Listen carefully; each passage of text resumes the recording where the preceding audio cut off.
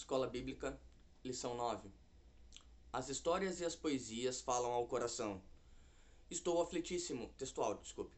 Estou aflitíssimo, vivifica-me, ó Senhor, segundo a tua palavra. Salmo 119, 107.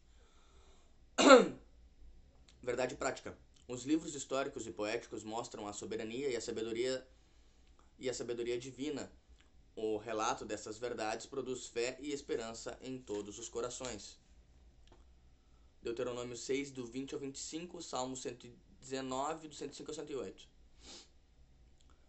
Deuteronômio. Quando teu filho te perguntar no futuro, dizendo o que significam testemunhas e estatutos e juízos que o Senhor nosso Deus vos ordenou, então dirás a teu filho, éramos servos de Faraó no Egito, porém o Senhor com mão forte nos tirou do Egito, e o Senhor, aos nossos olhos, fez sinais e maravilhas, grandes e terríveis, contra o Egito, contra o Faraó e toda a sua casa, e dali nos tirou para nos levar e nos dar a terra que jurara a nossos pais.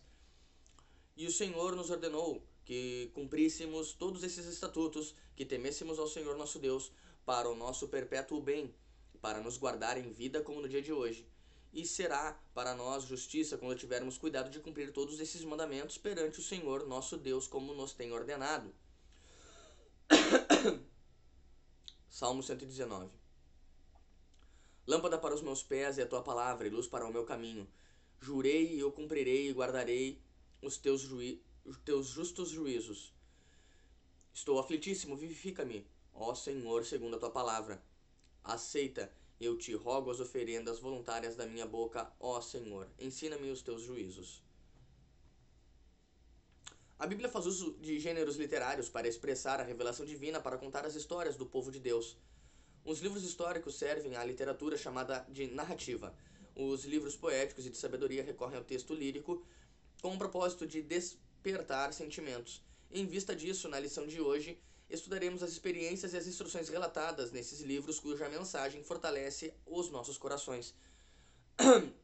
Não só em vista de algo sentimental, mas os salmos e cânticos pelo povo judeu eram vistos como algo que era sério. Quando a gente ia dizer algo realmente sério, normalmente era em prosa, em poesia, em cântico, de alguma forma mais a gente abrilhantava a seriedade.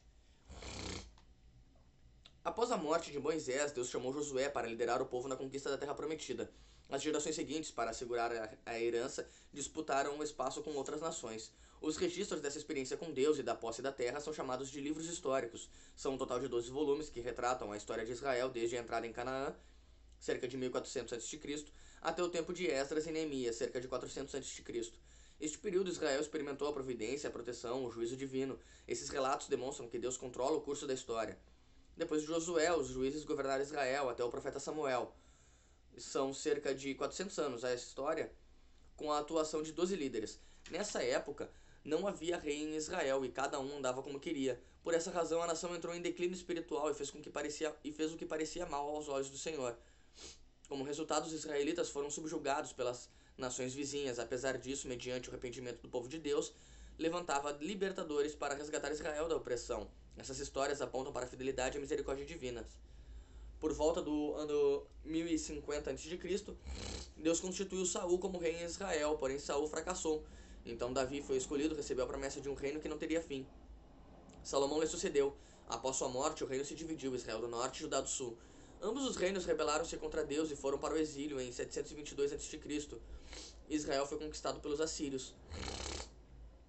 Em 586 a.C., Judá caiu diante da Babilônia. Contudo, em 539 a.C., cumprindo sua promessa, Deus restaurou o trono de Davi e do reino de Judá. A esperança messiânica se cumpriu em Jesus. Essas narrativas mostram que os planos do Senhor não podem ser frustrados. As histórias presentes na Bíblia são verdadeiras e dão testemunho à fidelidade e misericórdia divinas. Os livros sapienciais e poéticos. 5 livros do Antigo Testamento são chamados de escritos sapienciais e poéticos, porque ensinam a sabedoria por meio da poesia ou da prosa. São eles Jó, Salmos, Provérbios, Eclesiastes, Cantares e Salomão.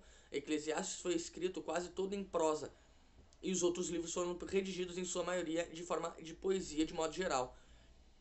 De modo geral, a prosa retrata do modo como normalmente falamos e a poesia expressa sentimentos e pensamentos mediante versos que atingem o intelecto e as emoções. Na Bíblia, esse gênero literário trata da aplicação da verdade divina. A experiência humana refere-se à sabedoria prática mais do que teórica.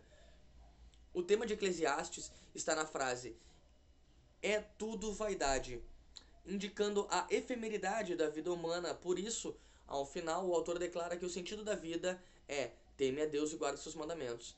O tema de Provérbios afiança que o temor do Senhor é o princípio da ciência, ensinando que observar os princípios divinos nos faz pessoas sábias.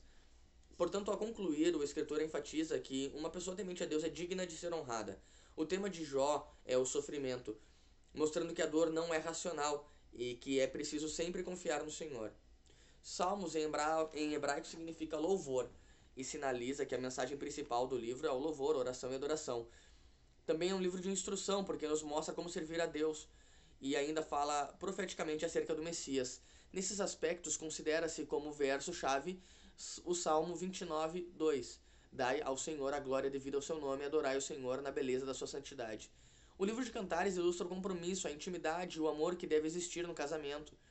Refere-se ao plano original de Deus acerca do relacionamento conjugal. O versículo-chave sintetiza o ideal da fidelidade entre o marido e a sua mulher. Eu sou do meu amado e o meu amado é meu. Cantares 6:3. Os livros poéticos e de sabedoria expressam de forma bela, singela e prática a verdade e a sabedoria de Deus.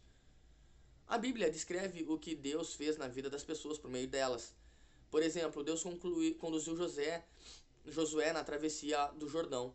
O feito favoreceu o acesso à terra prometida. Deus levantou as nações para punir a rebeldia de seu povo e ainda proveu um meio de escape a fim de evitar a extinção da nação eleita. Ele resgatou da Babilônia o remanescente conforme a promessa feita a Davi. Foi ele que conservou a nação de Judá, assim preparou o caminho para a vinda do Messias prometido. Assim sendo, nosso coração deve se aquietar, porque Deus é soberano. Ele age na história e nada acontece fora da sua vontade. Deus é a fonte da sabedoria.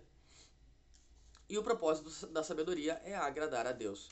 Desse modo, todo o conselho prático está subordinado à sabedoria divina. Dentre eles citamos andar retamente, fugir da luxúria, não ser preguiçoso, manter boa reputação, tomar cuidado no falar, não confiar no dinheiro, viver com alegria, remir o tempo, manter a integridade, aceitar a repreensão, confiar no Senhor, desfrutar do verdadeiro amor.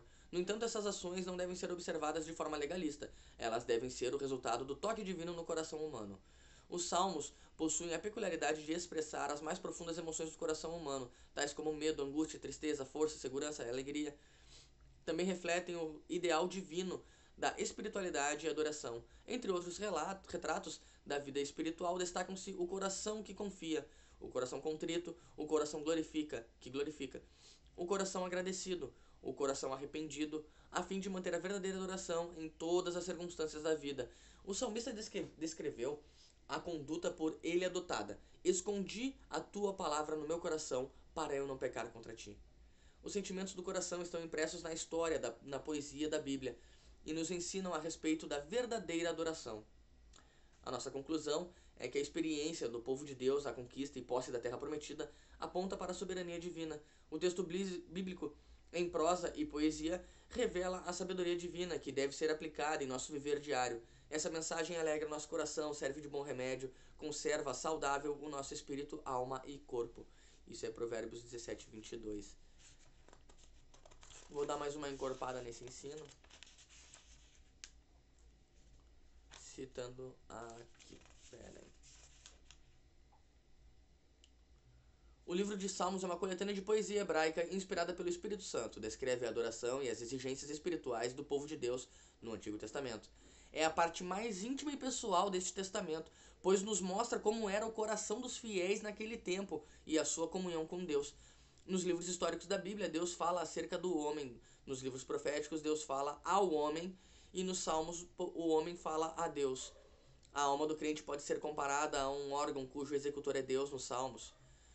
Percebe-se como Deus toca todas as emoções da alma piedosa, produzindo cânticos de louvor, confissão e adoração. Ações de graças, esperança e instrução. Até hoje não foi achada a linguagem melhor para que nós nos expressemos diante de Deus. As palavras do Salmo são a linguagem da alma. Muito bonito isso. Assim como os Salmos. Quem gostou, dá um curtir. Amém.